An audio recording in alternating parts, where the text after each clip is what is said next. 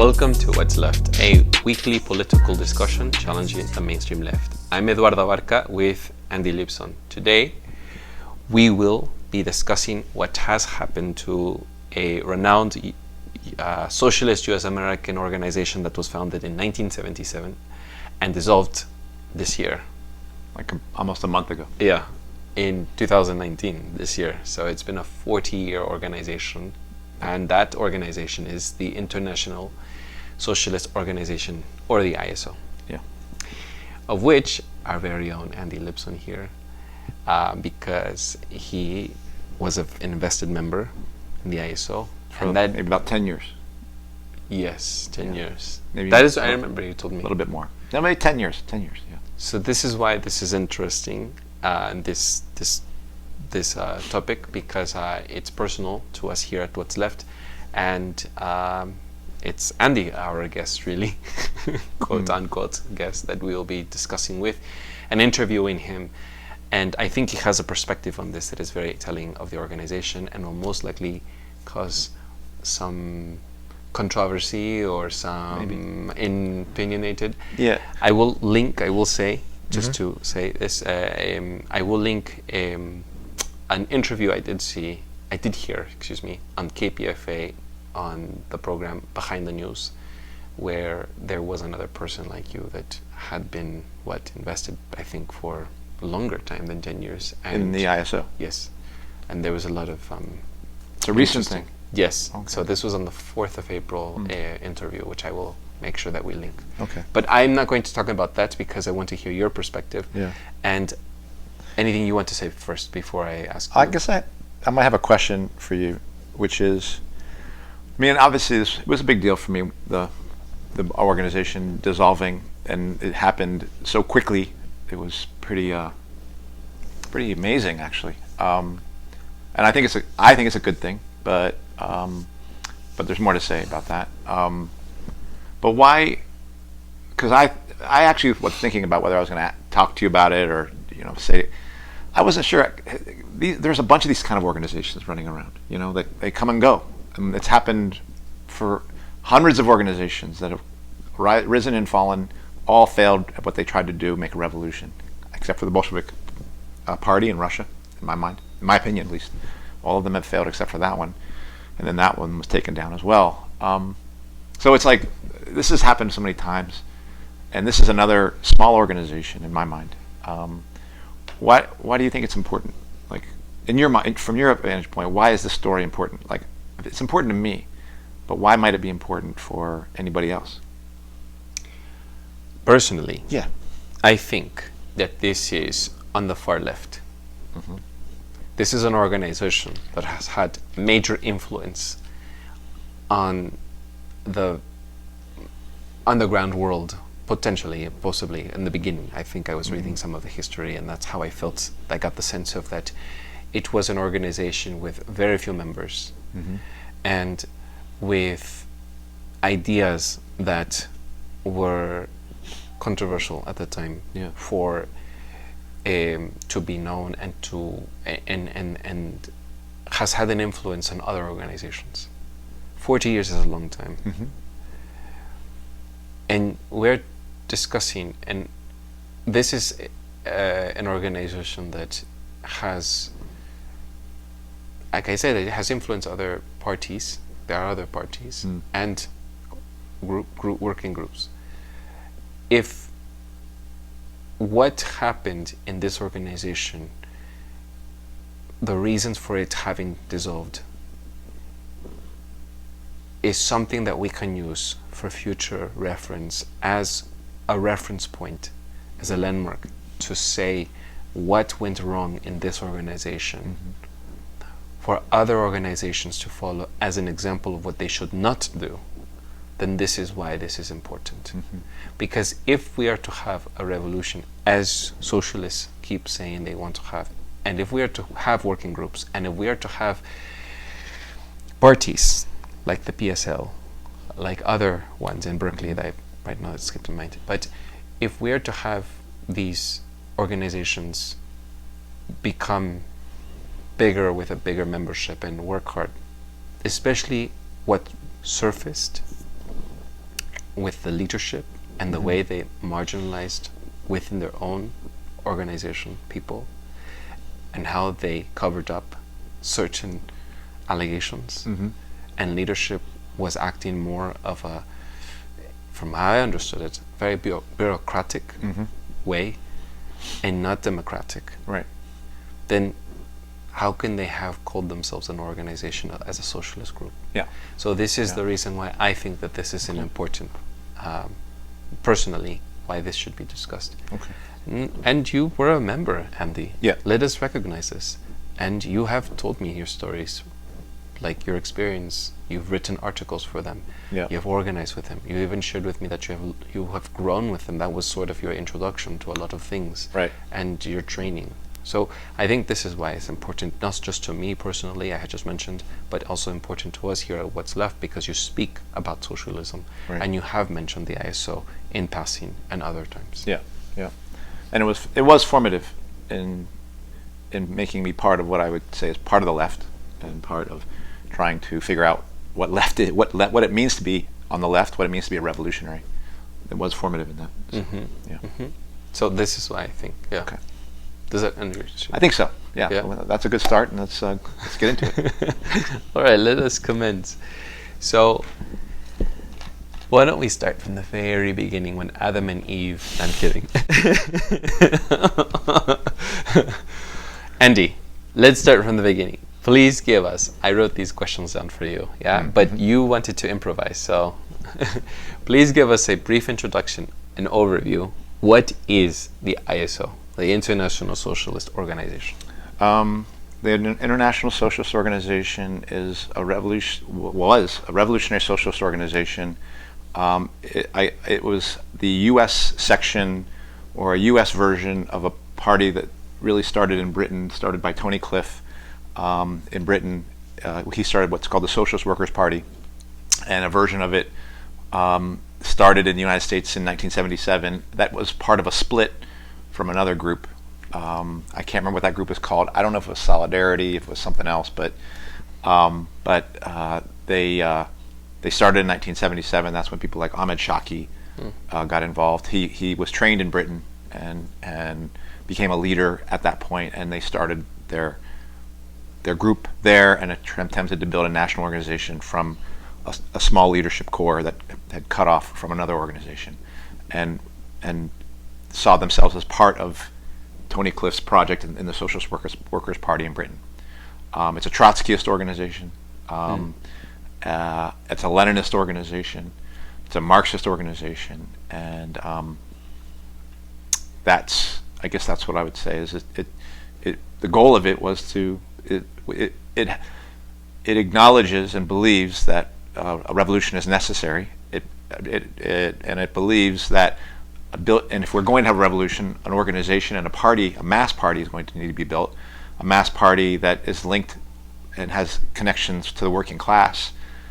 And it's going to there's going to need to be theory and ideas in order to help workers push back, both ideologically and ultimately physically, against the system, which is always trying to tell them crap about themselves and about capitalism. That's how capitalism works, how the political system works. That is how it works for workers. That is the system. The ruling class tries to tell us this system works for us. So we believe that an organization needs to be built to counter that, and to give workers another direction to go in when the capitalist class is trying to either co-opt them or repress them. So I guess before that, what would you say is they are most known for, or what makes them stand out from other organizations? Because there were many socialist organizations, and today still there are many socialist organizations. Let me say first that to say it was a Trotskyist organization basically meant that we didn't see the Soviet Union as it existed in the 30s and 40s and 50s as some example of socialism that we wanted to repeat, and even that much we didn't want to repeat that. We didn't see that as a socialism that was worth repeating. and secondly, we wouldn't necessarily have seen revolutions in China or Cuba as as being examples of socialist revolutions that are going to work. That would put us in the Trotskyist bin. But among the Trotskyists, the theory I think we were most known for is called the theory of state capitalism, which basically tried to explain. It's trying to explain why socialism under Stalinism so much looked like capitalism, exploiting workers, being an imperialist, attempting to be an expansionist empire, using all sorts of divisions, racial divisions, sexual orientation divisions, being an oppressive state, so-called social state. Why was it so oppressive? Why was it always trying to smash other working class struggles that were taking place, like Hungary, when there was a revolution had with people trying to liberate themselves, and Soviet Union went in with tanks to smash it. And so the theory of state capitalism basically says that ultimately in Russia and in other places, China, Cuba, that these one-party ruled states essentially became versions of capitalism that were called state capitalism. That is, it wasn't free market corporate competition. It was like the state was operating like a collective board of directors for the entire country, and was running the country like a giant corporation in which these board of directors exploited the workers in their own country in order to compete with capitalist enterprises outside. The Soviet Union with the United States, China with the United States, China with the Soviet Union. So each of these countries, whether they call themselves socialist or capitalist, were exploiting their workers because they used the profits and the wealth generated from exploiting workers to compete with each other internationally. And it's a theory that I think actually does make a lot of sense to me in terms of explaining how something that called itself socialism wasn't in fact socialism, that it was actually another aspect of capitalism just run a different way. So how was it organized in the USA? So it was based in the headquarters in Chicago, no? Yeah. And the headquarters were in Chicago. That's when I joined. I mean, this is what I became aware of, is headquarters were in Chicago, where there was a national steering committee that would be elected by a national convention that was held each year. Basically, if you were a member, you would be in a branch somewhere.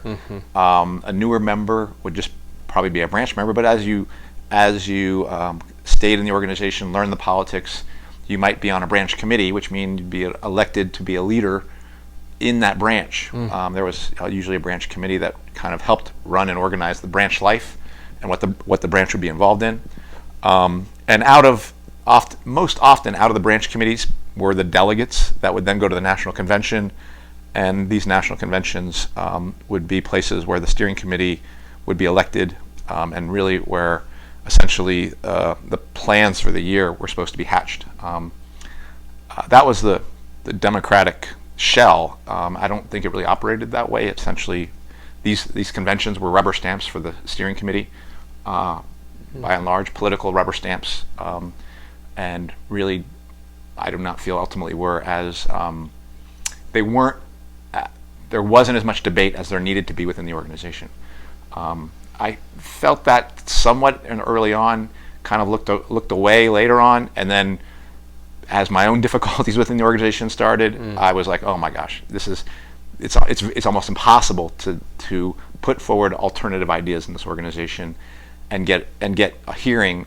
And if they do get a hearing, you're seen as kind of anti-leadership and become suspect, and then people kind of work around you. And that was some of the stuff. It becomes kind of a weird hall of mirrors where you don't really know what's really going on.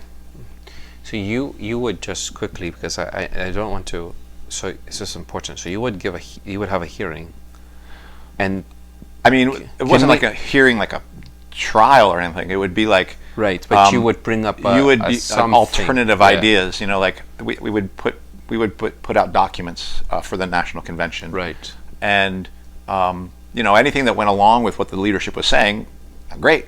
But if there were alternative ideas to what the leadership was saying, they would either ignore it or they would challenge it and kind of make straw men out of some of the arguments, and it was very difficult to develop a counter narrative to the existing leadership. And we voted our leadership as a slate, which meant that unless you had an alternative slate, that is an alternative set of people to elect, the leadership kept regenerating itself and kept on just being there. So it was. I don't think that works.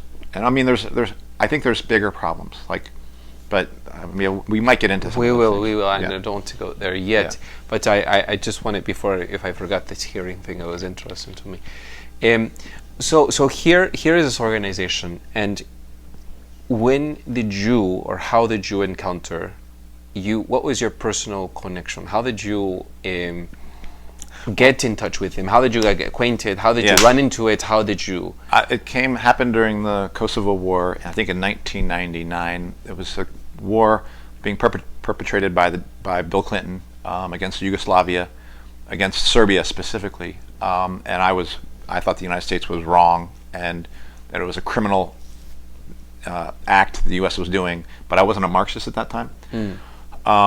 And I came into contact with my friend Brian and other activists from other socialist groups, and even I remember running into a libertarian guy who was interesting, kind of more of a right winger, but opposed to the war, kind of like a libertarian isolationist, basically.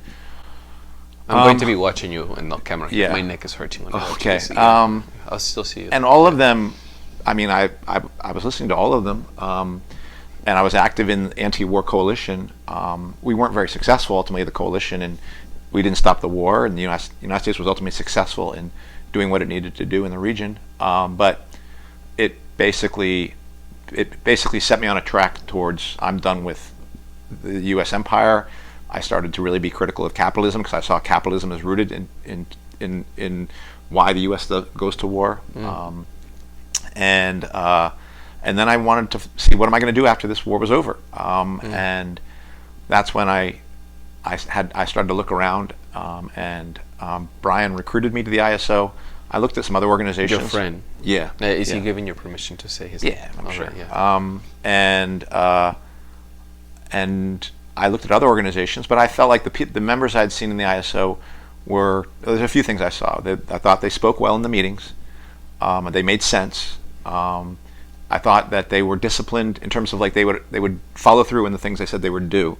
I saw that a lot at meetings. It's like people would say they were going to do stuff, but they wouldn't do stuff, and that was like where at any anti-war whatever right. in the coalition, Right. people would say stuff and then they wouldn't show up to stuff, and I was like, I was not impressed by that. I was like, wait, we're choosing to get involved in this cause. It's actually really important that we show up and do the things we say we're supposed to do. We're not getting paid to do this, so the only way we can do this together is if we all do our part. So if I say I'm going to do something, then I have to do it. If you're not going to do it, don't say it. So I thought they were disciplined in that regard. So you saw the difference here at this ISO. Yeah, I felt they like would follow through. They would follow through more than in other. And I also found that them very I thought they were really thoughtful in terms of how they talked about their politics, and I think they made the biggest impression on me. Organized. As mostly the individuals I ran into happened to be in the ISO. Right, yeah. And then I went to some branch meetings, and I was like, it took me a while, but then eventually I was in about 5 or 6 months recruited to the ISO. Where was this? In San Francisco. Here in San Francisco. Yeah, and what's part of the mission branch of the ISO. I see. I see. Back before it was gentrified. Yes. Well, as it was starting, So yes. Okay. Yeah. No, but this is important because I think that your environment shapes you. I think, and where you're from, where do you learn this stuff? It's just how do you? And here in San Francisco, it's known for very liberal politics, but I think that if I think the context matters. Yeah. I'd also say that one of the things the ISO is known for is their social worker newspaper, selling the newspaper, trying to recruit members. People would either accuse them of doing that, but that's something I think people knew the ISO was trying to do. Accuse them of what? Only interested in recruitment. I see. You're not interested in the cause. You're only interested in recruitment. I didn't agree with that at the time. I still don't really agree with that. I think building your organization is important, but You know, and I actually think having something in writing that you're passing out to people is an important way of organizing. You can't just do it on Facebook. You actually do have to go up to somebody with a piece of paper, whether it's a newspaper or something mimeographed or whatever. You need to do that. That's part of organizing and talking to people. So that's not going away. That actually, I do think, is going to be a feature of any serious organization, is kind of, quote, troops on the ground who are willing to go into communities, into workplaces, and hand people stuff and say, well, you should do this. Here's why. Let me talk to you about this. Not just sending about Facebook. I use Facebook. I don't use Twitter and stuff like that. I probably should, but social media cannot replace the need of one-on-one contact. And a newspaper did provide that, the basis for that. Selling a newspaper. Can I just say quickly, insert here, that it reminds me sort of what I would do as a Jehovah's Witness when I was a child. Yeah. Yeah. It works. It works. I mean, you have to. Yeah. I mean, any real organization, even cults. But I'm not saying this was a cult. I'm saying that. I think people would say that the ISO was a cult. I know. I've heard this. Yeah. And we'll get into that. Yeah. But I guess what I'm trying to say is, I'm not trying to say that recruitment belongs to cult culture. Right. What I'm saying is, organizations, even non-profits here, that, you know, these liberal organizations that work outside of the USA to help, they have to recruit something, right? Yeah. I think that is part of any organizing, is what I want to say. It's not just to cults, because it could be tagged to a negative thing, and I don't want to say it's a negative thing. Yeah, I mean, a religious organization wants to grow. A political organization would want to grow. They're going to do some things. They're going to try to make themselves grow. Putting out literature is part of doing that. Yeah. I don't agree with the ISO being a cult, but I do agree that it attempted to seal its membership off from other organizations as a means of protecting them and keeping their group together, and that might be described as sect, and that is not good. And I do believe that I fell subject to that, and I learned some bad habits because of that. And I think being out of the ISO has helped me see some of those traits, some of those habits, and you know, I talk with Bruce, who's a Maoist, and Jack, who's another Trotskyist, and I'm more in contact with other anarchists, and that really should be the way. If I was in a revolutionary organization, a Marxist, socialist revolutionary organization, I would want to be able to very freely move among other people who are revolutionaries and who might not share my opinion of what that revolution should look like or will look like. I would want to be able to. I would want to be welcome to be in dialogue with them, debate, but also in common work. You know, and I think the ISO's biggest flaw was they saw those revolutionary organizations as opposition, and in fact, instead saw the liberal area of the world, mostly the left wing, the Democratic Party, as the pool that they wanted to swim in.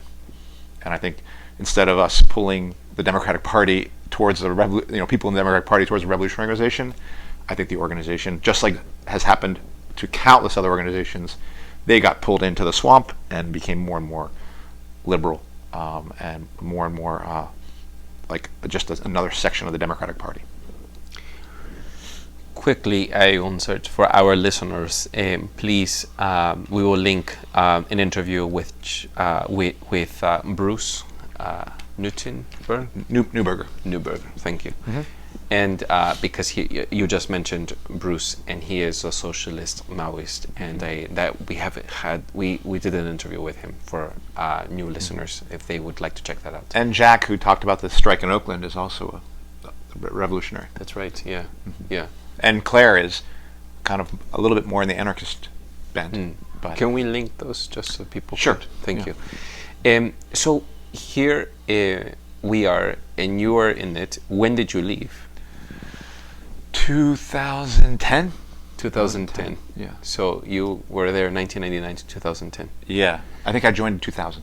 All right. And this is your training. This was your connection to them. You were so-called recruited by maybe your friend Brian. Yeah. And you saw lots of things there, and you liked how they follow through. At least the people that were the ones who were talking to you. Yeah. And you then became part of this branch. Yes. Did you assist at convention, or did I you eventually went to conventions. or did you just work in the Bay Area? I guess I'm trying to figure No, out. I mean, I was most of my work was in the branch, in the mission branch in the Bay Area, but I ultimately was elected as a delegate to the National Convention.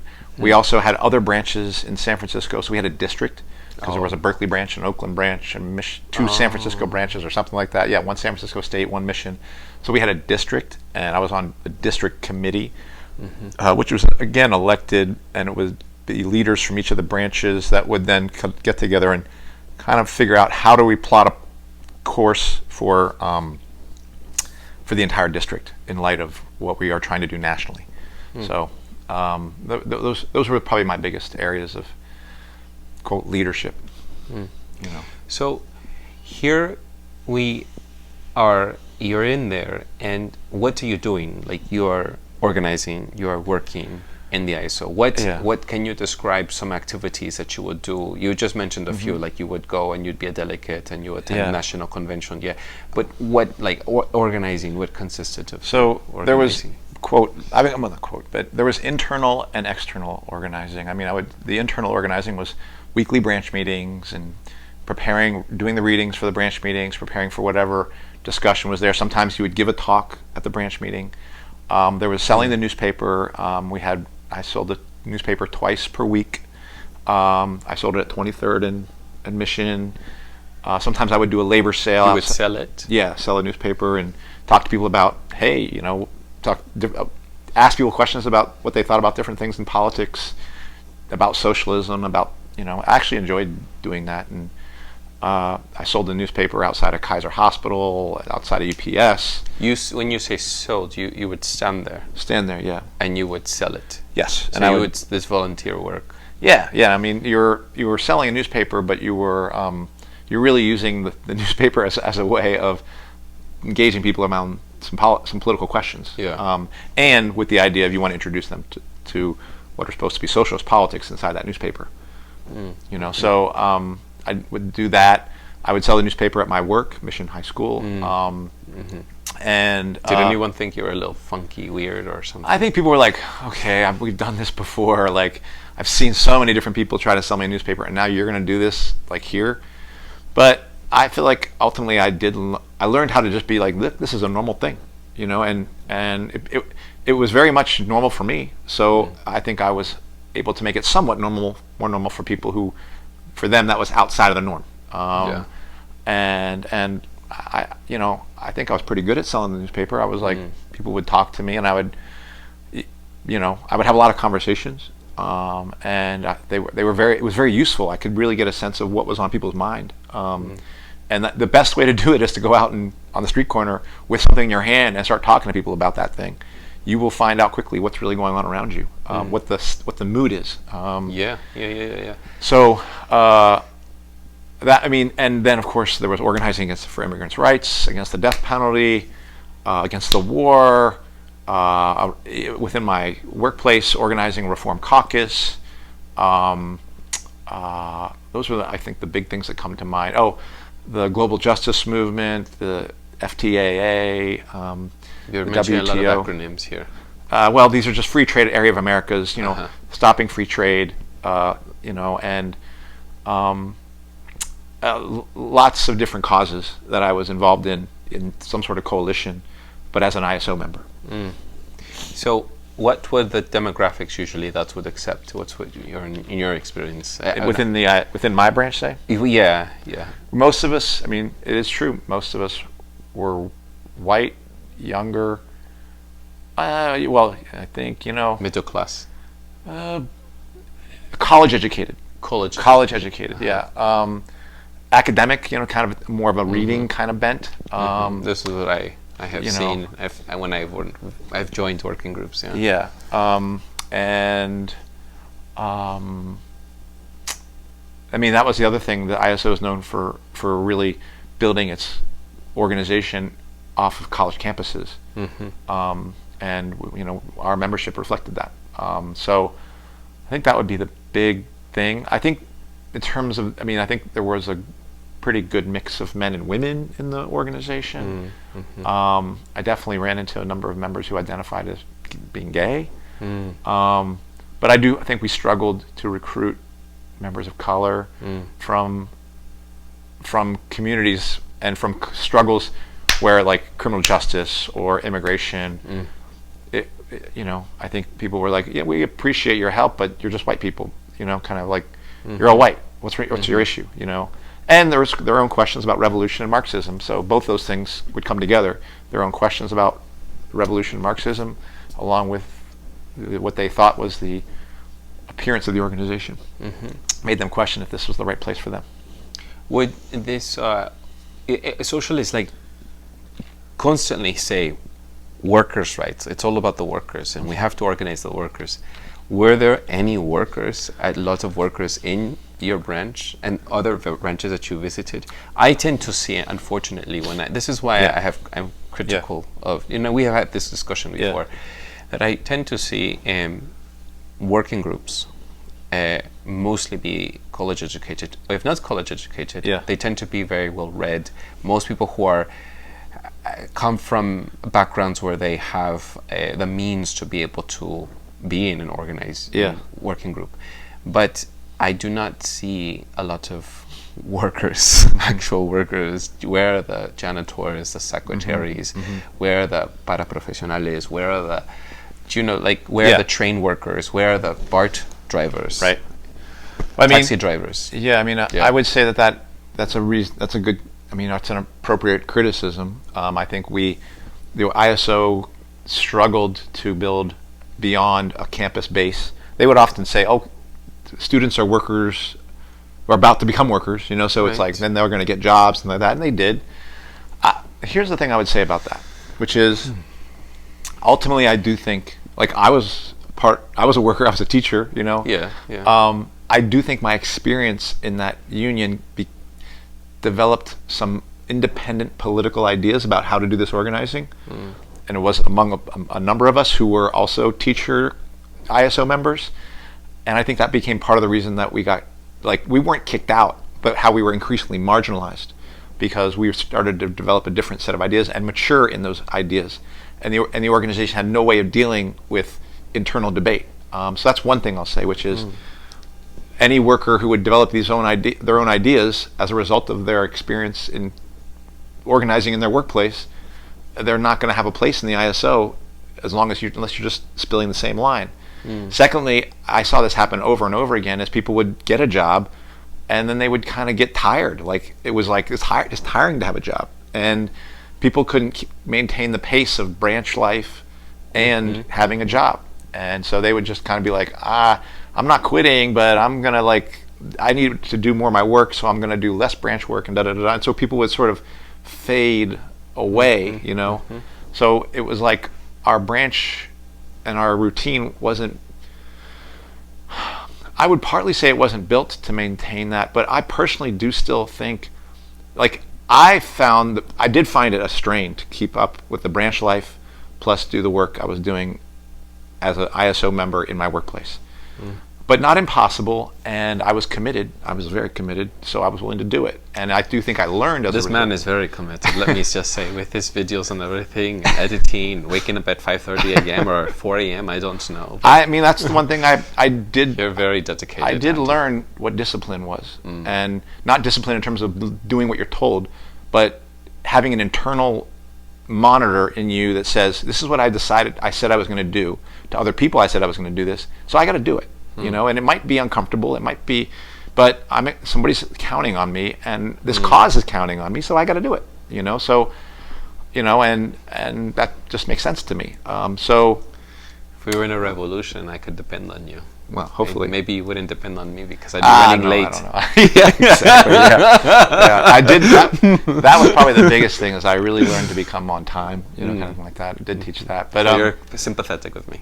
Yes. Continue. I'm sorry. But the idea that, so I do think, I will say this, I think not just the ISO, I personally believe all radicals struggle with having a job.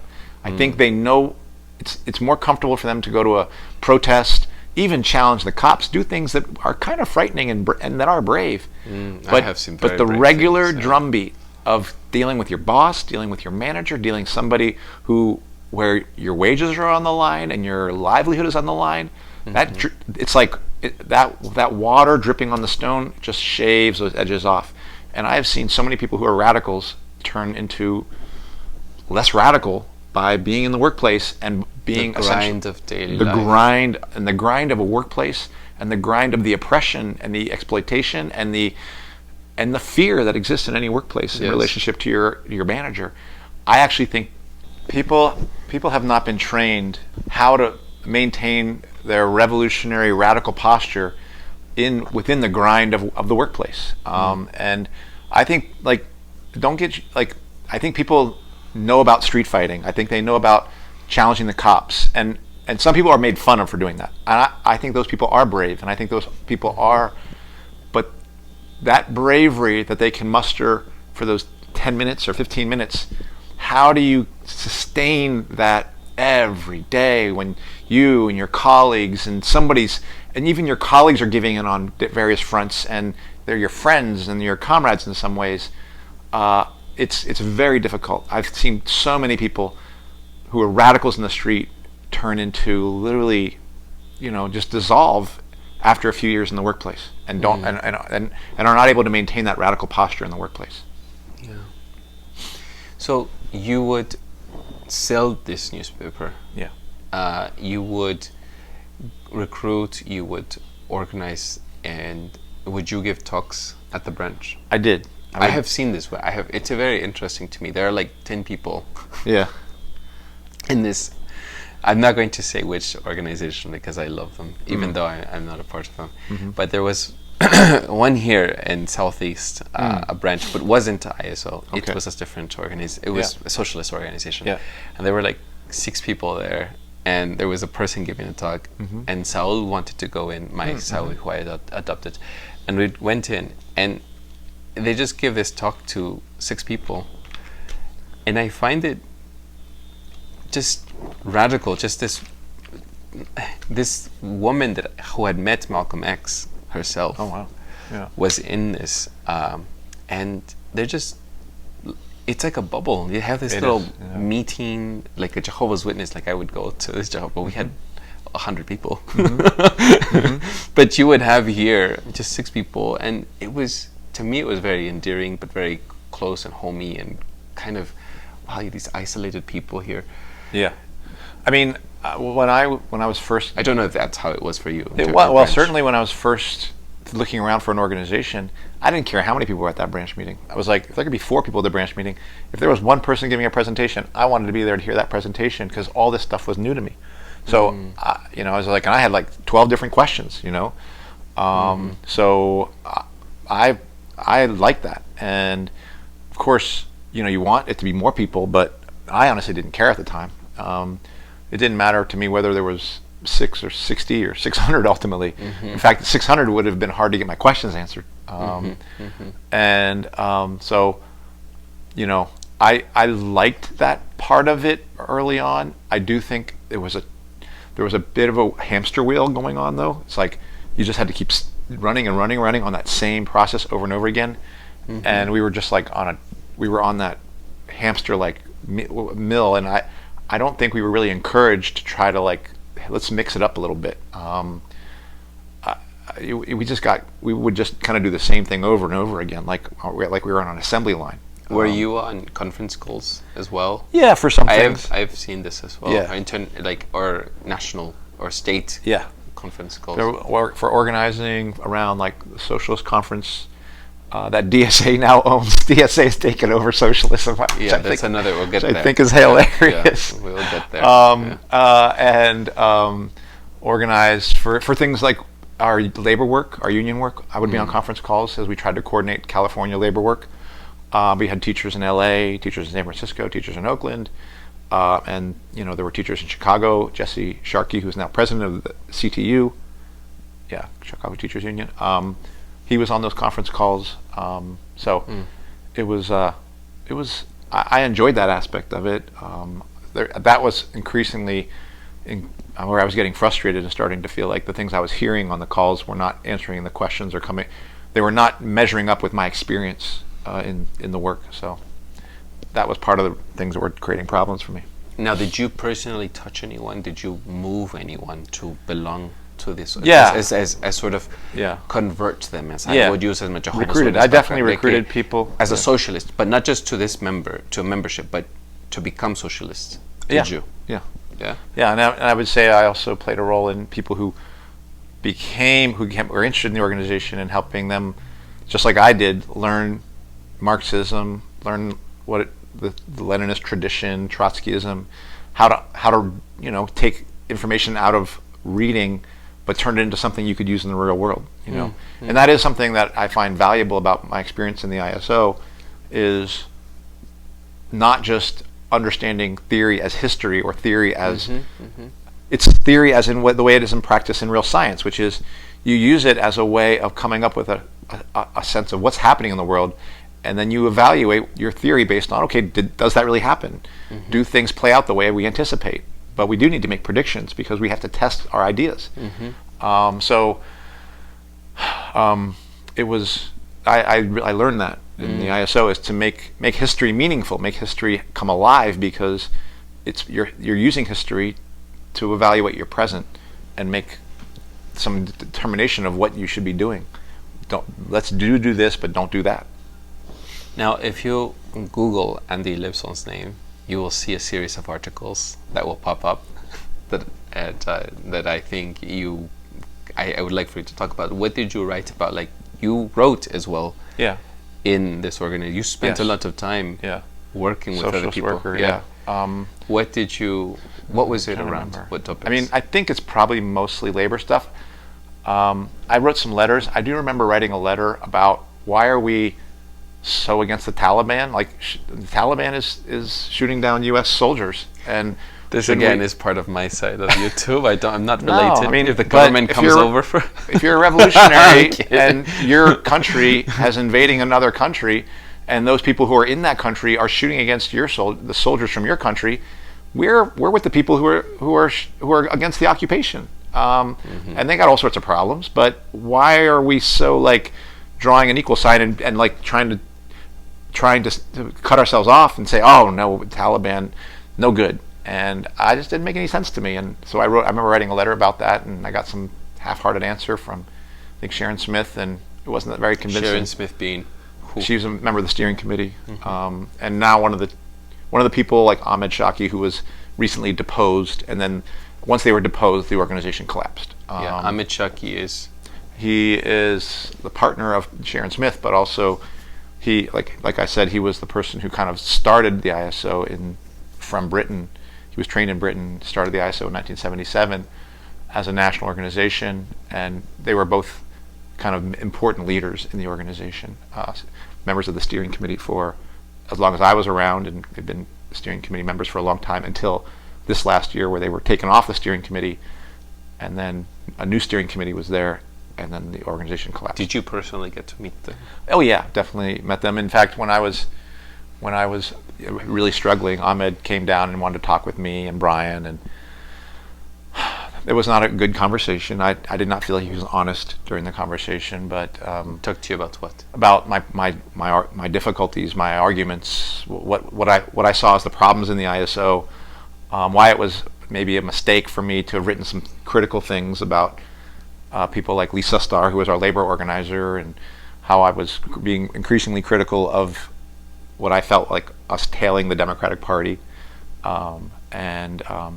So Ahmed came to talk to you about that. Yeah. So we'll get to that. I want to hold on to that. I'm going to just shelve it because I want to talk about that when we discuss what difficulties you had within the organization and when he spoke to you. Yeah. This organizing, just to end and wrap up on this question. Yeah. So you would give these talks, you would recruit people, and you would write these articles, and you would co-write with other people as well. I saw some articles on labor as well as SFUSD, teacher organizing. Yeah. A lot of those are, though, after I left the ISO. Me and Adrian wrote articles for Counterpunch. Actually, I did more writing after. Adrian is a teacher. Yeah, teacher also. Yeah. She was in the ISO as well, and left maybe a little bit after I left. We were part of a whole cadre who left. Cadre is a what? Basically experienced leaders, and I guess that's the term there, and that left kind of pretty much together, sort of feeling the same way about this organization. It was not a place that was healthy for people with ideas, their own ideas about what it means to be a revolutionary and how to do that. So I think more of my writing came after being in the ISO than during the time in it. I did write some convention documents that were sometimes in support of things that the steering committee was saying. A lot of times I would write things where I took a different tack than them, and I don't know. I think the big one that was when the economic crisis in 2008, everyone was saying this is going to be a wholly new world. Socialism is on the rise, capitalism is on the defensive, neoliberalism is collapsing, and I had real questions about that. I was like, I mean, yes, there's a crisis going on, but it looks to me like I see more things in continuity with the past than with this whole new break and this whole new great period of struggle and organizing. And I was kind of accused of being very conservative and impressionistic, and even when those things didn't pan out, and I said they didn't pan out, the leadership and was like, we never said that anything was going to happen. And I was like, that's not true. You guys did say this, and it just didn't pan out. Why don't you just admit you're wrong? You know? And that was the beginning of the end. And this is where Ahmed wanted to talk and basically be like, this happened before, and you might not be able to find a home. And a home, how? Like like a political home. This is the best game in town, and no, he was trying to tell me things that they hadn't said, and we didn't say that, and I was not impressed, and I just didn't feel like he was honest. You do realize that this will be one of the YouTube searches of ISO, and you will be saying this. Sure. All right. Yeah. Just want to, so you can edit some of this. No, it's fine. I mean, it's like, if Ahmed wants to say something different, I did actually write him an email afterwards. He's like, thank you, I really appreciate it, because I had a lot of respect for him. Probably among all the steering committee members, he was the only one who I was like, I never really trusted our leadership. That's just me. I'm going to tend not to trust a leadership. I'm not. I'm going to be like, But if there was anybody who did kind of convince me that they were more serious, it was him. It wasn't just, and so I was glad. I appreciated him coming down, but the more I got to think about what he told me and what he said, the more I realized, oh man, he was just kind of sandbagging me, and it wasn't truthful. And so the more time passed after the conversation, the more I started to feel like it's another hall of mirrors. It's another person trying to tell me that the sky is green when I look at it and I can see that the sky is blue. And so I just didn't. That wasn't useful for me. So another side I just want to touch on it is just that you all have, I know that there's this camaraderie that there exists. When I talk to my other socialist friends, they talk about their comrades. There is this unity, I feel there is, not maybe with other, or just I feel within their own group. Yeah. And I mean, how was that? Well, did you experience, do you know what I'm talking about? I do. And what, I think can you describe some of that? Well, I mean, part of that is good, obviously, because it's basically you do feel very bound relative to people. You build a trust with people in this organization because it isn't easy to be a revolutionary. It isn't easy to espouse ideas that are seeming extreme, and when other people are saying, well, that's too much, and da-da-da-da. That's not an easy thing to do. You can be isolated, and now you're isolated, and this gives you a group to come back to and be safe and be like heard and be like, okay, no, this is my home base. I think there's a problem with that because the notion of a comrade has grown for me. I have comrades at work. Darylyn's a comrade. This guy Greg, I think, is a comrade. He's in DSA, and he's a comrade. And you're talking about people who don't know if Greg wants to be mentioned. It doesn't matter. He's going to have to live with it. And another woman who's there, Lizzie. She's not a part of organization. I don't even know if she's a socialist, but I consider her she's newer. But I think of her as, you're talking about people who are at work with you. Yeah, like comrades. Union. Yeah, because we're actually doing stuff together. It's in the struggle, and people who I've been through things with they feel like comrades to me, so I feel like the comrade notion within the ISO was true, but it was also connected to being a sect, that is being sealed away from others, and that part isn't good, because I think you can have comrades in a lot of different, like there's a way that you're a comrade for me in this. Our relationship hasn't been tested in struggle, in that regard politically, but there's a trust being built through something that both of us, like in doing this YouTube and podcast or what have you, we're both nervous about it, scared about it, and we both walked through our fear together. Yes. And that builds a bond. I think that's what is Do you think it was a required. positive thing then to have sort of this? It is a positive thing. It's not a positive thing when the socialist group becomes almost like a therapy group. It's like I'm recovering from capitalism and it sucks, so I need to go to my weekly socialism group therapy so that I can feel like good again, because it's like socialism in one room kind of thing. That's not good. That's not what's going on. That's not why we're coming. We're not revolutionaries to make ourselves feel better. It's actually hard, and there's not much to feel good about. And we're doing there to do work and change things, and so that's where it's not good. Now, were there love interests as well that existed Yeah, within there? That was when I had a partner who I played a role in recruiting her, and then we You didn't recruit her because you liked her. No, but she was. Okay, let's get this clear for our audience. No, but like, I mean, in the process of her ultimately joining the organization, was with the organization for some time, we got to dating, and then experience love. Yeah, and we were together in the organization for a while. So, look at him, red. Yeah, I'm kidding. Fucking white people, man. You can't hide it. You can't hide it. But I think we can edit this out. If you no, don't it's fine. No, it's it's cute. fine. It's nice. It's there. It's I got no endearing. problem with it. It's just a little embarrassing. Well, I guess what I'm trying to get at is, it can be like going back to this thing about feeling isolated in a society or in your community where normally other people would think that you're too far left. Yes. And where in your union or your work site you're not feeling that sense of support that you would feel, or that you're looking for when you're a socialist or a very different on the very end of another political spectrum. No? Right. So I guess what I'm trying to get at is, I'm sure with this isolation you feel as if, well, I have to be with someone that is like-minded for me not to feel so isolated, even at my own home, my personal secular home. You can't live and be with the people at this rented space. You have to be with someone. So how did this work out? And I think people are going to wonder, and especially for for young people who are interested in searching for groups, how is this an experience that you feel that is?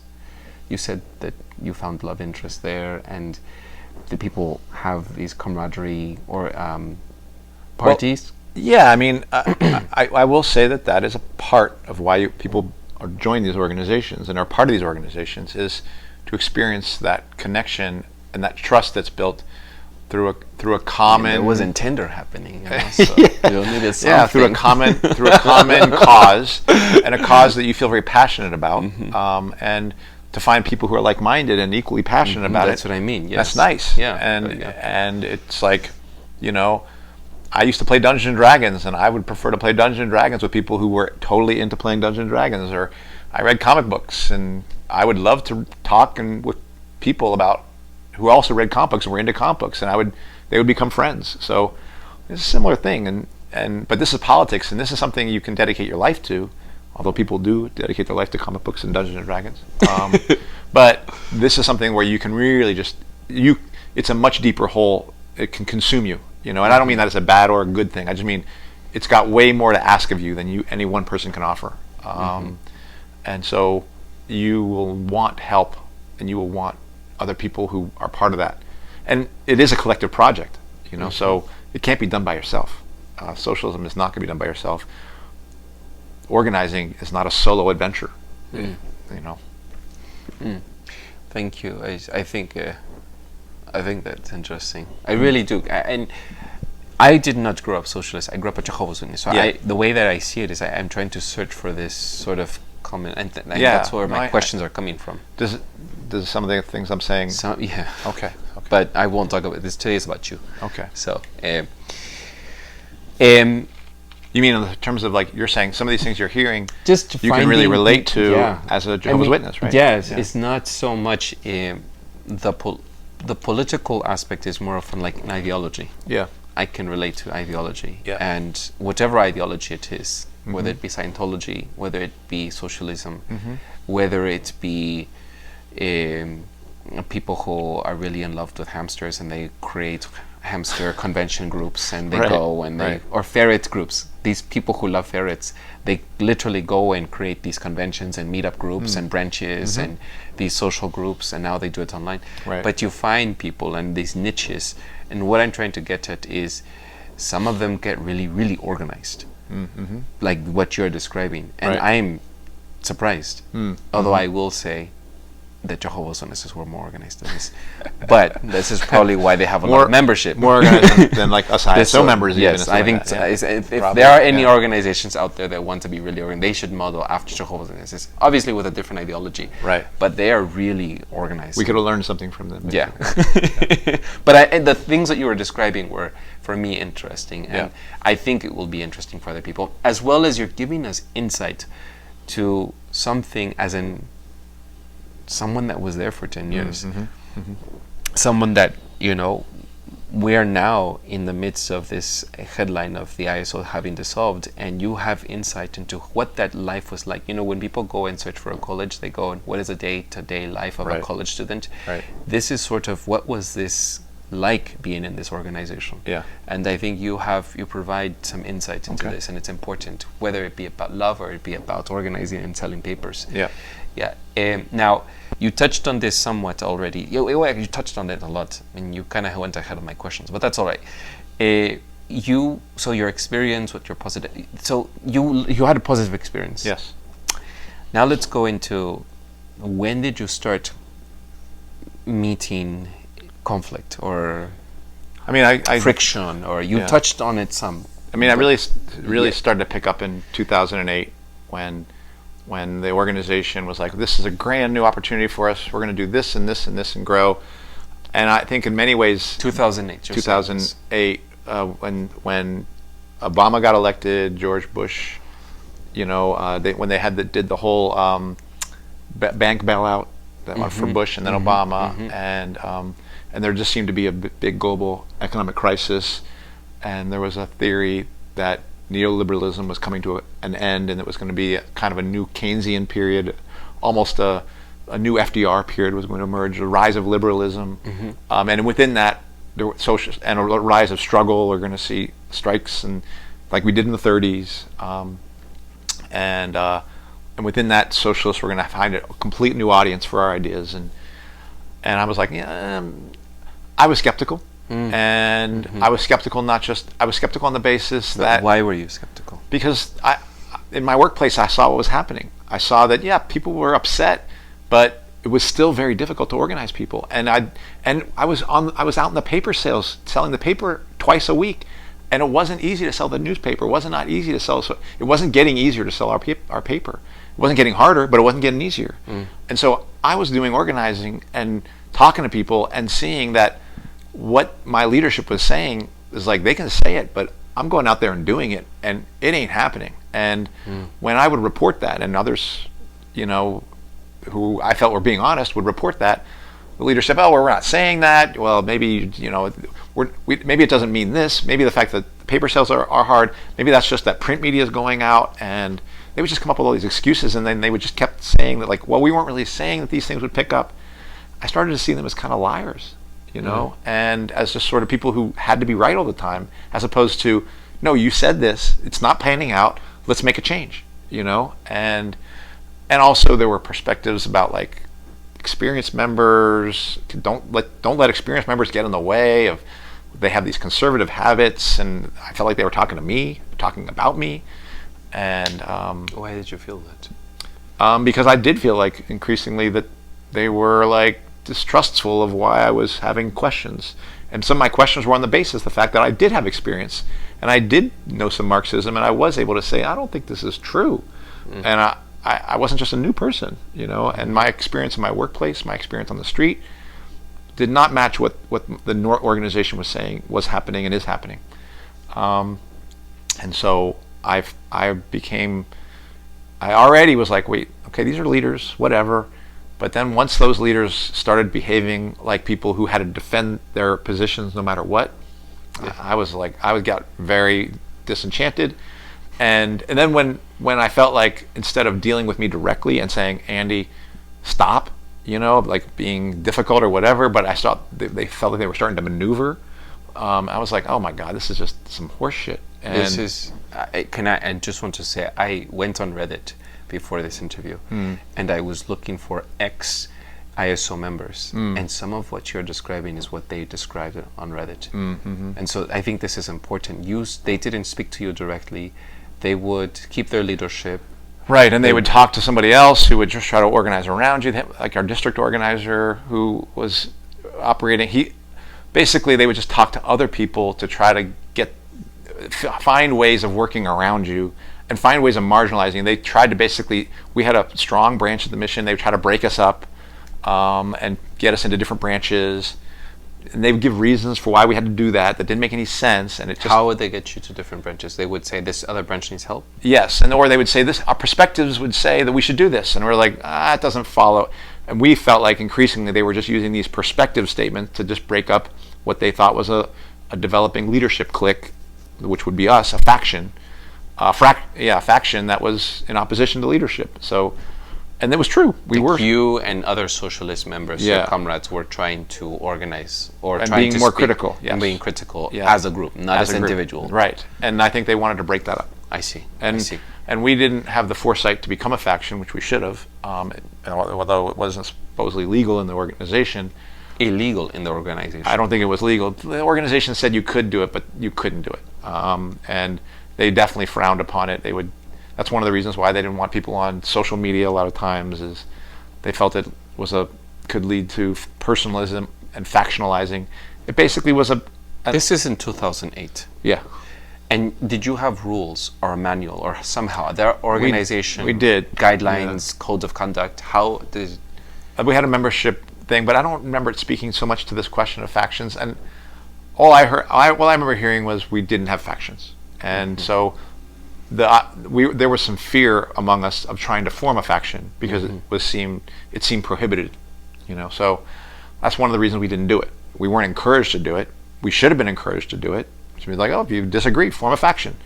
But instead, I feel like I don't remember what if the membership manual ever spoke to whether you can have factions or not. But my impression from my memory was that it was not something that was encouraged at all. And there was ultimately 3 years later, there was a faction formed from another group of people on the East Coast, and they were booted out. You know, they were booted out as being anti-leadership, trying to destroy the organization, all that kind of stuff. So it seems for a socialist group, this was a hierarchy. Yeah, there was a hierarchy in place. Oh yeah. Well, and it was not just that. It was established that the leadership, the focus of the organization ultimately became maintaining that leadership in the leadership, and also, you know, these are people without jobs. This is their job, and their pay comes as a result of them being at the top of this heap, and they're getting their money from not just the membership dues, but actually my other question. But increasingly, they were, you know, this was part of the stuff we had talked about, where they're forming nonprofit status and building Haymarket books, and that becomes a multi-million-dollar business. And so they have to protect them. They have to protect this whole interest for themselves and the leadership. The leadership. They start to identify themselves as synonymous with the cause, because no one else can maintain it. And there's some truth to it, because as soon as that leadership got removed, the organization dissolved. But that's not what the organization they should have been building. They should have been building an organization with a healthy base underneath it, which meant that you would have people who would challenge those leaders, but they were not capable. They felt threatened by anybody who could challenge leadership. Any real leadership wants to be challenged, should welcome that challenge, because that means you have a healthy political culture underneath you.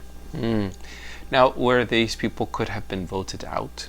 Did this work out? Like, there were democratic elections within your organization? The National Convention had that, and again, the slate system made it very difficult. What is a slate system? Instead of I don't want to vote for Sharon Smith, it's like Sharon, Ahmed, Lance, Lee. They had a whole set of people, and if you didn't like that slate, you had to put forward a different slate of people. And you didn't have enough information to know what was going on within the national organization, even at the national convention. This is important. You wouldn't have enough information about how the national organization was working to know what sort of people are equipped to do this. So it was. So there weren't like other candidates to be informed of, or other people that could potentially take on leadership that you could strive, or excuse me, help breed new leadership. Right, no? but you didn't know who was qualified to do this national stuff because you were in the dark about how the organization really worked. Wow. And again, they would say this a lot of times for security reasons. You couldn't know, which had some truth, but what security reasons? We can't be releasing this information because there's the FBI, there's the U.S. state, that kind of stuff, and there's truth in that. I personally, at this point, I no longer buy it. I think any revolutionary organization, particularly ones that are operating legally, which we all are, I throw all that security shit out. Because all it leads is to mischief of lack of transparency, and I also don't believe that. Like, one of the things I believe was a problem was the organization started from the top down. That is, literally, you had a group of 20 people starting a national organization, and the first thing that exists within the organization is the leadership, and then they try to build like a bunch of branches, like trying to grow mushrooms underneath themselves. I don't believe that that's how an organization should be constructed. I actually do believe a national organization should come together on the basis of a bunch of individual organizations feeling like they need to come together. So I no longer believe in building a national organization as a national organization. I believe in building my own local whatever of revolutionaries around me, doing my work at my school. That's as far as it goes. And if at some point there's other work. Don't go there yet. Yeah. We will get there. Yeah. But I will just say that if at some point there's other people doing the same thing at their school and at another workplace, and we see a reason to coordinate and need to get an elected leadership because of our coordinated work, then that's what we will do. But I don't believe in building a national organization with a national newspaper first, and then building the rest of it down. I see. I think something has to grow, and from below there has to be a sense of a need to have a coordinated leadership to coordinate our work. But it has to come from the bottom, not essentially directed from the top. And that's what all these organizations have been constructed that way, and that's why I think they've been so top down. Yeah, and they will fail because. To be a revolutionary, you have to be a person who's independent. You have to think independently, and these organizations don't allow for that. Most of my independent, I appreciate what I've learned, but my independence has only come as a result of leaving the organization, not within it. My mind was like on a straitjacket inside that organization. All right, you said a lot. I am interested in knowing more about your personal encounter now with Ahmed and other leaders that have been on the news, or at least in the socialist news. Because I didn't even know you knew them. Because the next thing I'm going to ask is going to be about the allegations, and then I'm going to ask about other things. So I just want to know, just so we can get some feel for how these people were at the top. Because there was cover-up, there were lots of things. We'll get to it as well. In 2013, there was a cover-up of sexual assault, and there were also other complaints about marginalized groups. But before that, give us sort of your relationship with leadership. I mean, I like them. I thought at the time this was a good leadership. I was like, okay, I believe in this organization. You didn't know any of this, though. Yeah. Yeah. No. I mean, and let's see. by the time this is still 2008, 2010. Some of these things haven't happened. A lot of these things happened in 2012, 2013. I see. So okay. So I'm just trying to protect you because you like them. Well, yeah. People are gonna be. Like them. Them at that time. I certainly saw them as the. Can you mention them? Who they are? Lee Sustar, Lance Alpha, Paul D'Amato, Ahmed Shaki, Sharon Smith, Sherry Wolf, but she wasn't part of the steering. Sometimes she was part of the steering committee. Let me think of some other names. Kianga, I can't remember. Yamada, all I know is her first name is Kianga. So there were some people who I was like, okay, this is part of the Chicago leadership, and I was like, at least I think I respected them or gave them their props for like, you're the leaders, and I'm going to listen to you, and I'm going to take seriously, what you say, because other people who I respect pay attention to you. And I still had that that push and pull internally in me of like, all right, you're a leader, but are you there for the cause or are you there for yourself? That I often have that question for people who. Did they carry a flair of that? Yeah, we are the leaders. There was one thing that I was never impressed by when we had National Convention is they would always show up late. And I'm like, wait, we've traveled all this way to National Convention, and you fools who all live in Chicago here, you're all showing up like half hour late, 45 minutes late. And celebrity status. Yeah, exactly. Celebrity status. And I'm like, why are you not the earliest ones? That's what I do when I'm in my branch. I'm there first. I'm there early because I want to show people this is important. And you seem to be projecting all this. I could care less. Like we're all here for you. And that made me. I had a big question about that. And so there were things like that. And so I was like, how serious are you? That. And as it relates to my, I had many conversations with Ahmed, but the one where he actually came down to talk to me about my disagreements with the organization, I think the biggest thing was when I put certain questions to him. Like, I remember asking him, all right, Ahmed, what's the book on me? What do people among the steering committee say about me? And he's like, Andy, there is no book. We don't say anything about you. And I knew he was lying. Like, I knew that. Like, I already knew that I could feel like there was things, and I knew that they thought I was anti-leadership, that I was like just ultra left. Ultra left. Yeah, like a tendency to like, just too much, go too far in a particular direction, and it's an accusation of people who attempt to put radical politics into practice, as far as I can tell. And they liked me as a workhorse, but they certainly didn't like me as a person who would lead the organization in a particular direction, particularly because the direction that I would want to go is going to cut all their ties with the people who are giving the money for their books, because those are all liberals. Wow. So yeah, get rid of me because you're not going to get paid. Were you interested in going up the ranks?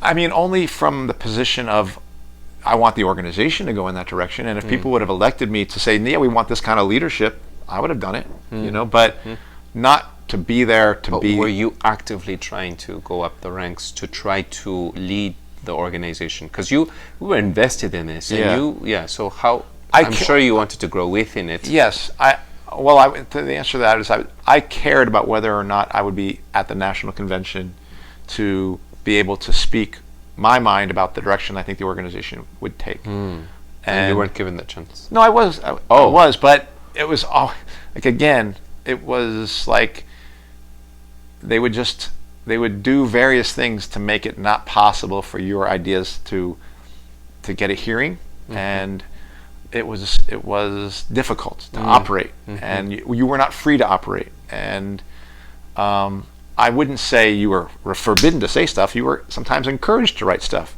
but then you would write the stuff, and then the things that they would argue against it would be like, wait, I didn't say that, and now you're arguing against something I didn't say, kind of a straw man sort of thing, and it was just very difficult. And since there was more them than you, and there wasn't much of a basis for forming your own group within that group, you were really it was individuals against a clique. That's what you were always, an individual against a clique, and they could just kind of divide and conquer in that way.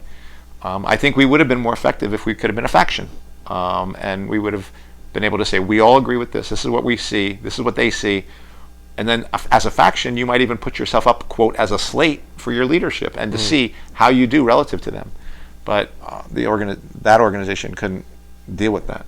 So you would write, I remember you didn't mention it here, but you would tell me that you would write articles and then someone would read through it and then try to tell you not to publish There were some things that would happen to me and some other people when they would be like, maybe you shouldn't write that in Socialist Worker, you know. Convention documents. Why do you say Socialist Worker? Is it different from... Because that was the public face of the convention documents. They were just read by members. I see. And Socialist Worker is put out. That needs to be said. All right. Yeah. Okay. All right. So convention documents, sometimes people would read convention documents and would say, well, maybe you shouldn't put this way, blah, blah, blah. But the biggest area where there was kind of a discussion with an editor about how you should put things, that was in Socialist Worker. And you didn't feel like it should have been edited? No, it shouldn't be. Certainly, like, they would edit members way more than they would edit guest speakers who were liberals writing their stuff. Like, so their stuff, that's the people who need to be edited. Why are they even on our newspaper? Because that's a liberal perspective, you know? Like, we should allow the radicals within the organization to say whatever the fuck they're going to say, you know? And then we can have disagreements within the organization. If people don't like what I wrote, then other people can argue against it. So, no, it wasn't. Yeah. And you had conflicted leadership here as well, not just the national. Yeah, it's because and you know, that was with the district leadership. I was part of the district committee, but increasingly, I think people were like losing trust in me because I was running afoul of the national leadership, and the district leadership was more in line with them than with me or some of us who were here, who were increasingly critical of the national leadership. So it became like this kind of subterranean battle, and it was unpleasant. Now, you eventually decided to leave. Yeah.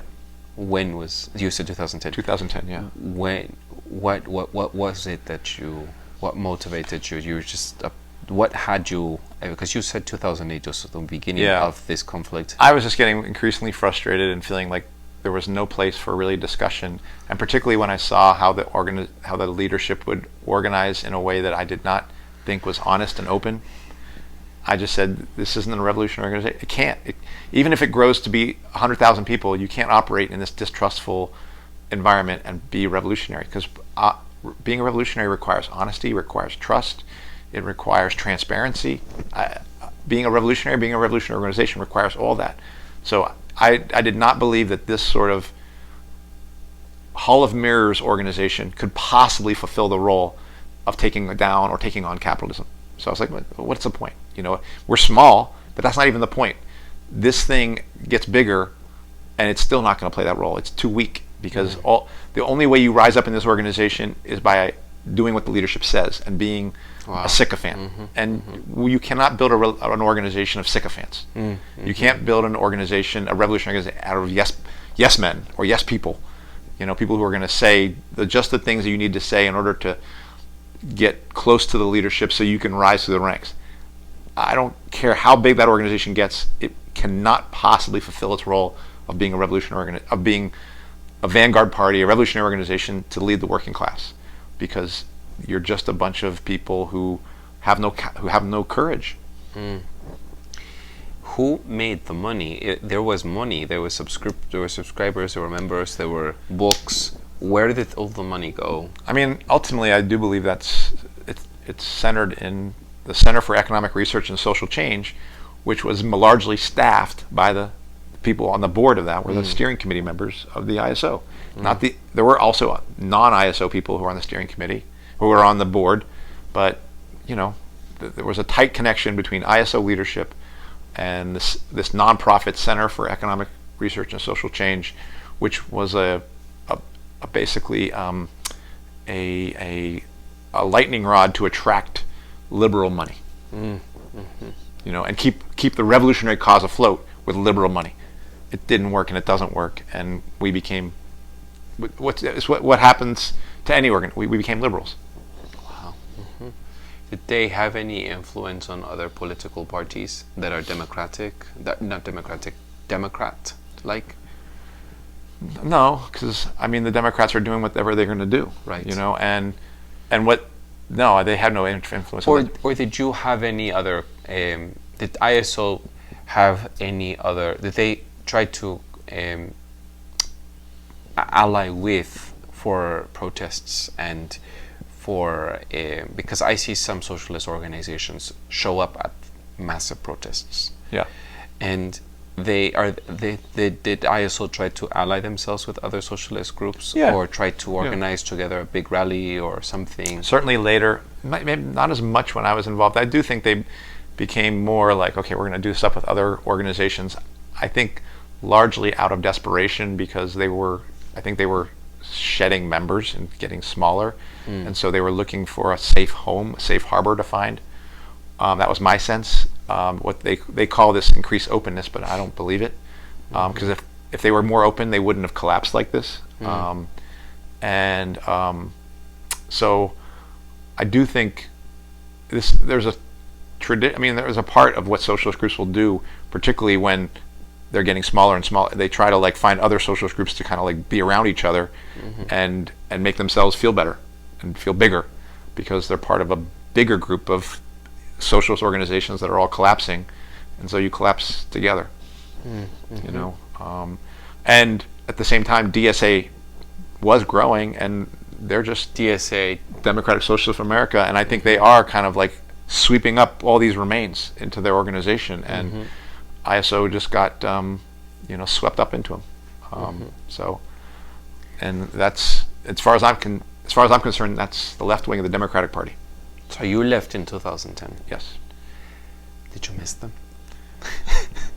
It was. What was the feeling you've been invested into? It was this? disorienting for a while. I'm sure. Yeah, and yeah. I wasn't really sure exactly what I was going to do, but I knew I was going to stay political, and I knew I still felt like I was a revolutionary. But some of my comrades left the country. Some of my comrades, kind of stayed in the organization, but not as much, and we all just kind of splintered. And so it was tough, and then eventually I found my way again in terms of writing on Counterpunch and refinding some of my comrades to work with. Counterpunch is what? Is a left-wing magazine that's largely online. So if you do Google my name, you'll see a bunch of articles on Counterpunch. Are they socialist? No, they're just leftists. All right. Yeah. And just for our audience. Yeah. But I think about 6 months to a year, and I was like, okay, breakup. Yeah, right. And you dedicate your life to that organization. You think of that organization as synonymous with the cause, and I had to separate those. I had to see that the cause is separate from the organization. I do think an organization needs to be built, but not that one. In an interview that I had heard on KPFA with another member, they said something about, I'm going to ask you, did you feel as if this organization was going to be the revolution? I had hoped it would be part of building a vanguard party. Please tell our audience vanguard. Basically, the notion of people who see themselves as revolutionaries are consciously trying to help lead revolutionary struggle and revolutionary class struggle within that country as a collective, and trying to make it happen throughout the country in whatever way possible. So we're like seeds of revolution planted throughout the working class, but we're connected seeds, connected to through an organization of some sort. And so you saw ISO as being a vanguard. I had hoped it would play that role. I didn't see it at that point because we didn't have any members in the working class, and there wasn't much working class struggle. But it was like I tried to imagine how could we get there, and my participation in the ISO was on the basis of trying to make a contribution towards getting to that goal. Being part of that vanguard organization. We didn't get there, but that was my reason for being there. What else would I say about think that's about it. All right. You know. So you left, and then what happened? Did you find some time to? You talked about the 6-month period. Yeah. Maybe it was longer, Andy. Yeah, I mean, I'm Did just you- talking about where it was the most disorienting and Yes. depressing in some ways.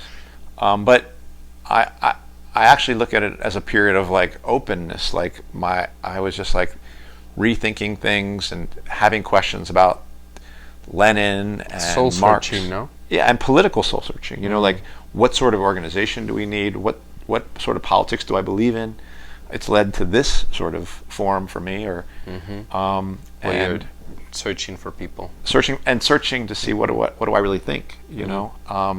But I won't really be able to do that alone. I'll ultimately need other people who are trying to do the same thing, but are going to test my ideas against their ideas, you know, to see, okay, what do we really think should be happening? So, yeah. So yeah, I described it as a breakup. Yeah. Did you leave friends, or did you maintain friendships? I maintained some friendships, and like me and Brian had to kind of rebuild our friendship. We had become friends through our. He stayed. Yeah. Well, he ultimately left, but we had become friends as being part of the ISO, and he became less politically involved. You know, so we still talked about politics, but he became less actively politically involved. So we had to kind of rebrand and figure out our friendship in the absence of being committed to a very common project, commonly active, and things like that. So, but that was it. We were able to do that, and that was important to me. And I think the biggest thing is just freeing myself up of really saying, okay, let's look at this whole thing, you know. And I do think that the Trotskyist cause has been a failure, and we have been unable to build any sort of organization of any size in any country, and I do think that the situation for revolutionaries is dire. Like we're completely isolated, and even though capitalism is in a horrible place, and we have been unable to capture the hearts and minds of a significant section of the working class and draw them in our direction, whereas the far right has been able to do that more successfully. Sorry, I think I have an eyelash here. All right. What I was also going to ask you is, did you jump into other groups? I did. I got involved. How did you transition? Did you try to search for other groups? Yeah, I got involved with Lavos, which is an organization in Berkeley, and they have connections with some revolutionaries in Argentina, maybe Brazil. So you searched for them. Yeah, and I was part of them for a while, but I became pretty immediately outspoken.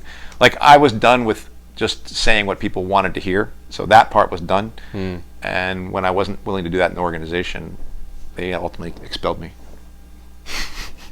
So, you know, Did you try another group? No, then I was just like, okay, I'm of the mind now that there is no group to join. I want to join a group, but I don't think there is any group to join. And frankly, I don't think I even know exactly what I'm really looking for right now. Oh, interesting. Yeah, because so many things have fallen apart. The one thing I will say is I am trying to build a group of socialists at my workplace who think how are we socialists here at Mission High School? That is something that I'm interested in doing. We haven't done it yet, but I'd like to do that. That's about as far as I can. That's about as far as I can go, where I can say this is something I want to do. Beyond that, I don't know what it looks like. So you tried to jump, and then you were just a lone wolf. Yeah. And you still are a lone wolf. Yeah. Yeah. And you've been very critical of other socialist organizations. And we're not going there right now. What has happened to the organization since you left? Well, I mean, the dissolving? Well, even before that, like maybe what you think eventually led to... I mean, I think the big thing that what's happened was in 2013 when they had a Renewal faction on the East Coast, basically saying some of the same things we were saying on the West Coast, but we never formed a faction, and they were one of the first ones to talk about sexual assault that was taking place. They were the first ones? They were one of the first groups in the East Coast. On the East Coast.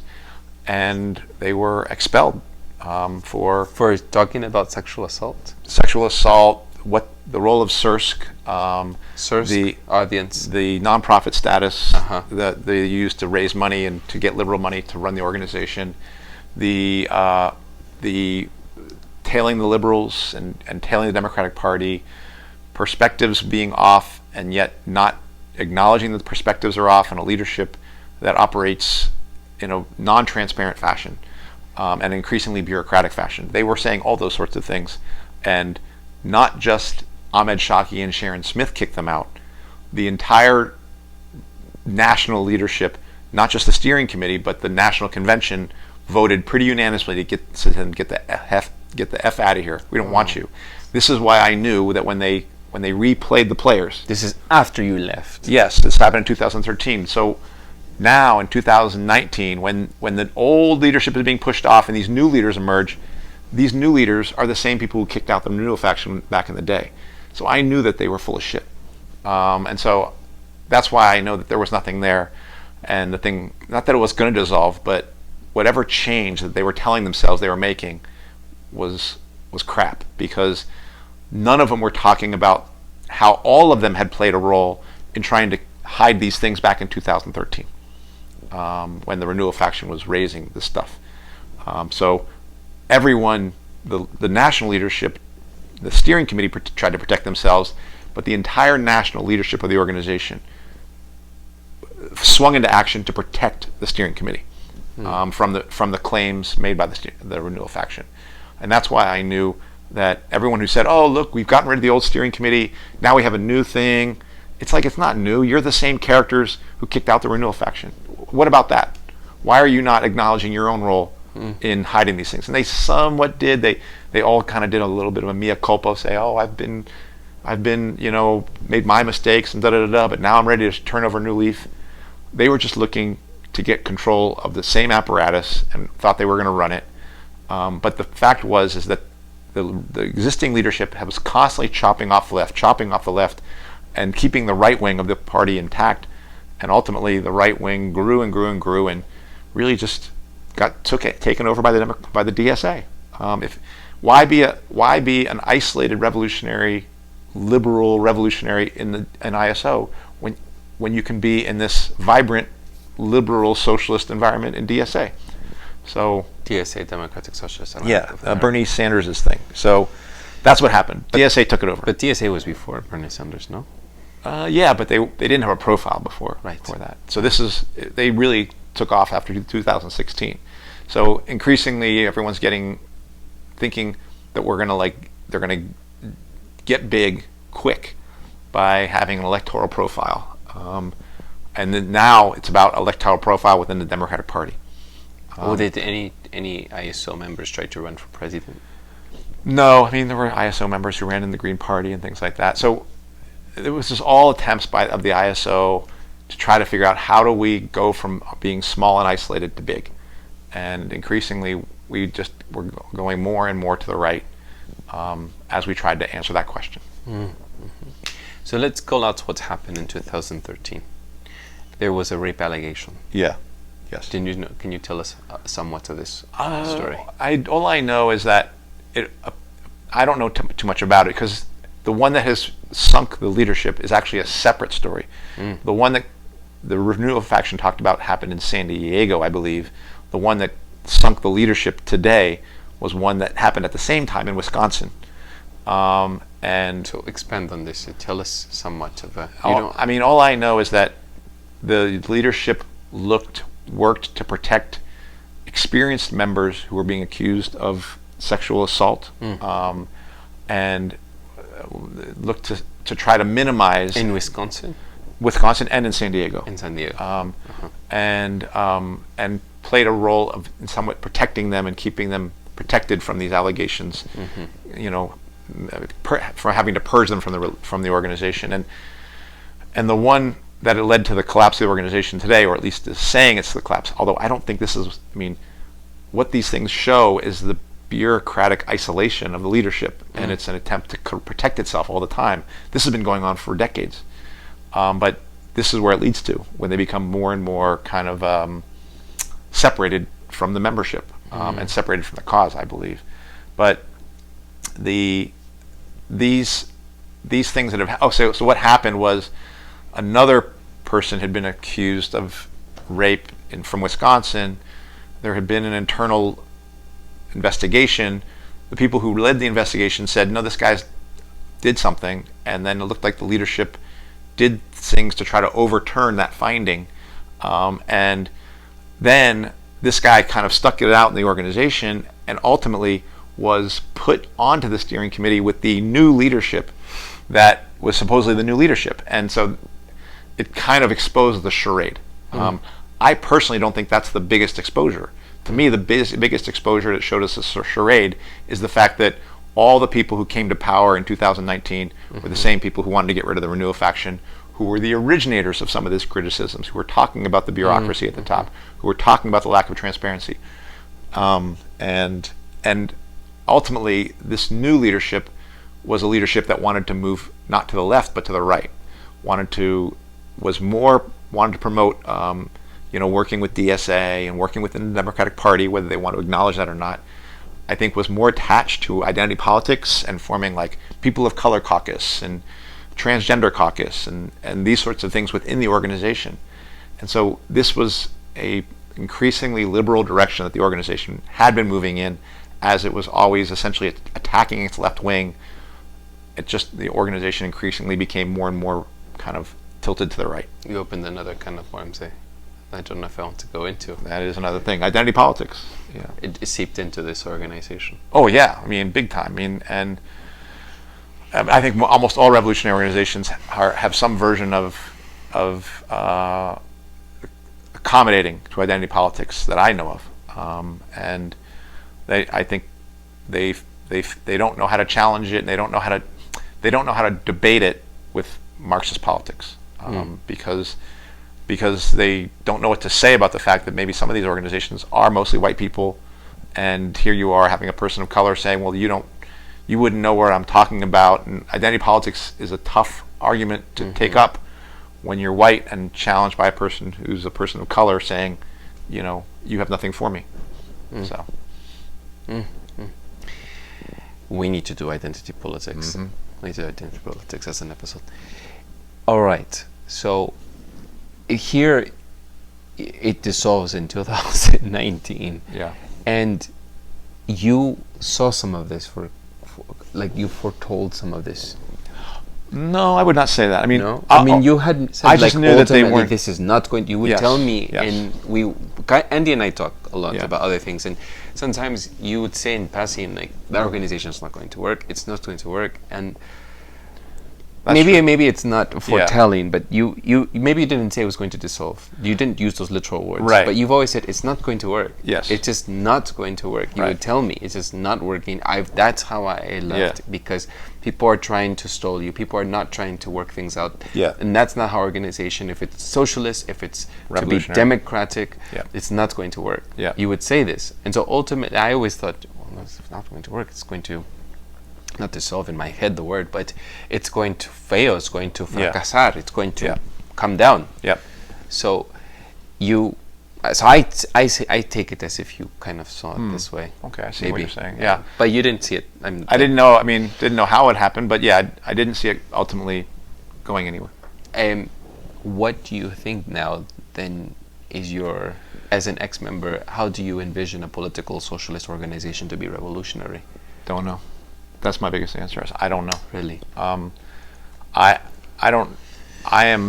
That's my answer I'm searching for, is what sort of organization needs to be built. I still think the Bolshevik Party in Russia does offer clues, but what that looks like today, and what particularly, I will say this, the only thing I suspect, I don't know, but I suspect, is that we have to rebuild seeds at the base of the working class, and that's maybe the one thing I am trying to do, is be a seed, a nucleus to attract other revolutionaries at Mission High School in the teachers union in San Francisco. Mission High School is your work site. Yeah.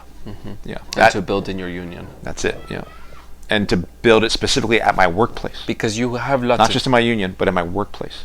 Like, how do we connect us being revolutionaries to the work we're doing every day, dealing with our boss, dealing with our colleagues? How do we connect it to that? Because that's where the field of battle is going to be waged. Class struggle is about organizing your workers, not just for a strike around a contract, but for insurrection.